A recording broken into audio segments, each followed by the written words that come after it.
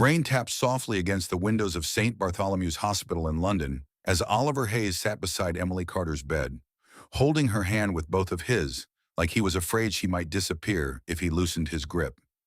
Emily smiled weakly. Even pale and exhausted, she still looked beautiful to him. "You haven't slept in 2 days," she whispered. "I'll sleep when you come home." "You always say dramatic things." "That's because you always scare me." Emily laughed quietly, but it turned into a painful cough. Oliver immediately leaned forward, worried. From the corner of the room, Daniel Brooks cleared his throat awkwardly. Daniel had been Oliver's closest friend since university and had become Emily's friend too over the years. He carried 2 cups of coffee in his hands, though nobody wanted them anymore. "You two are impossible," Daniel said softly, forcing a smile. "Even now."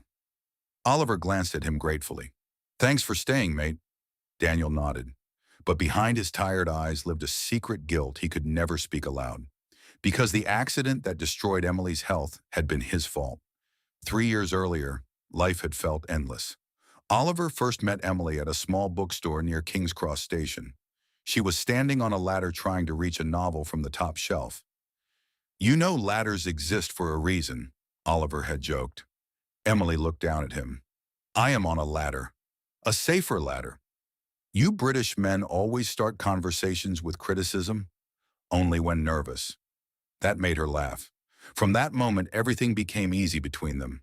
They spent winters walking beside the Thames, summers lying in parks sharing terrible sandwiches, and countless nights dreaming about the future. Oliver wanted to become an architect. Emily wanted to write children's books. And Daniel, forever the third wheel, loved watching them together because their happiness made the world feel less cruel. But sometimes late at night, Daniel admitted something only to himself. He loved Emily too.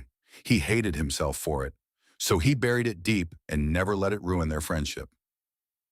On a cold November evening, the three of them drove back from Manchester after attending Daniel's birthday celebration. Rain hammered the motorway. Emily sat in the back seat, humming softly while Oliver argued with the radio. Daniel was driving. "You missed the exit," Oliver complained. "I didn't." "You absolutely did," Emily laughed.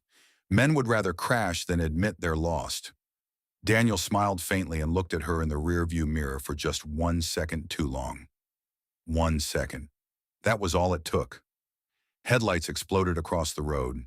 Brakes screamed. Metal twisted. Glass shattered like falling stars. Oliver woke up in hospital with a broken arm and dozens of stitches. Emily was alive, but barely. A spinal injury, internal bleeding, permanent complications. The doctors spoke in careful voices after that. "She may never fully recover." Daniel visited every single day after the crash. Carrying flowers, Emily was often too weak to notice. He wanted to confess the truth constantly, that he had looked away, that his feelings had distracted him, that he ruined their lives, but fear chained his mouth shut. And Oliver, believing the accident was caused by the storm, never blamed him once. That kindness made the guilt worse. Years passed. Emily's condition slowly deteriorated despite treatment. Some days she could walk. Some days she could barely breathe without pain. Still, Oliver stayed. He bathed her when she was too weak to move, read stories beside her bed, pretended not to cry in hospital bathrooms. One evening, Emily watched him carefully and said, "You look tired all the time." "I'm fine." "You're forgetting how to live." "My life is here." Tears filled her eyes. "That's exactly what I'm afraid of." A week later, Daniel finally broke. He found Oliver alone outside the hospital smoking a cigarette with trembling hands. "You quit years ago," Daniel said quietly. Oliver stared into the dark street. "Turns out tragedy is bad for self-improvement." Daniel almost smiled. Then the words came out before he could stop them. "The crash was my fault." Silence. Rain dripped from the hospital roof. Oliver frowned slowly. "What?" Daniel's voice shook violently. "I looked away from the road. I was distracted." He swallowed hard. "Because of Emily." Oliver stared at him, confused at first. Then understanding arrived. "You loved her." Daniel looked down. "Yes." Oliver's jaw tightened. Years of exhaustion, fear, and grief suddenly twisted into anger. "You should have told me." "I know." You should have told me. Daniel's eyes filled with tears. I was ashamed. Oliver punched him. Hard. Daniel stumbled backward but didn't fight back. I deserve that, he whispered. Oliver looked like he wanted to hit him again. Instead, he collapsed onto a bench and covered his face. I gave everything to save her, he said brokenly. Everything. Daniel sat beside him quietly in the rain. I know.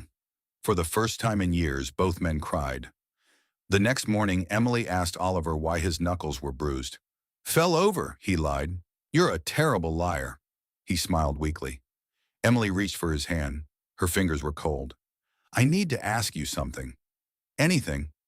When I go, promise me you'll keep living. Don't. Promise me. Oliver's eyes burned with tears. I can't. You can. She smiled sadly. And Daniel too. Oliver froze. She knew? He whispered. Emily nodded softly. Emily. I saw it years ago. She looked toward the window. Love doesn't always arrive fairly. Why didn't you say anything? Because he never tried to take me from you. Her voice weakened. He loved quietly. That's sometimes the saddest kind. Oliver began crying openly now. Emily squeezed his hand with what little strength she had left. You both deserve better than this. Emily died 2 days later, just before sunrise. The nurses said it was peaceful. Oliver didn't believe them. Nothing about losing her felt peaceful. At the funeral, London's skies hung gray and heavy above the cemetery. Daniel stood several feet behind Oliver, unsure whether he even deserved to be there. After everyone else left, Oliver remained beside Emily's grave in silence. Finally, without turning around, he spoke. She forgave you. Daniel's face crumpled. That almost makes it worse. Oliver nodded slowly. For a long moment, neither man moved. Then Oliver looked at the gravestone and whispered, She used to say grief is just love with nowhere to go.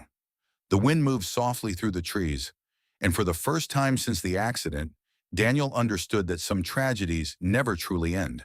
They simply become part of the people left behind.